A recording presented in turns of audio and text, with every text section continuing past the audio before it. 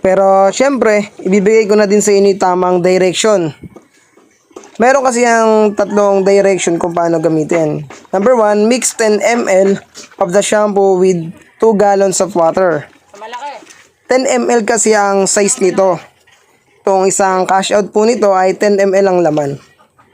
Second, dip the bird thoroughly in the mixed solution, allowing it to penetrate the base of the feathers. Ibig sabihin, kailangan mo pong ilubog yung mga manok diyan mismo sa timbang gagamitin mo na may halong wash out or shampoo na ito, upang yung mga kuto na nasa ilalim ng mga pakpak at balahibo ay matanggal at maapektuhan nito, upang yung nutrients na dapat mapupunta sa ating mga alagang manok ay direkta na ito matatanggap, hindi na mapupunta sa mga kuto or mga hanip na nasa alaga nating mga manok.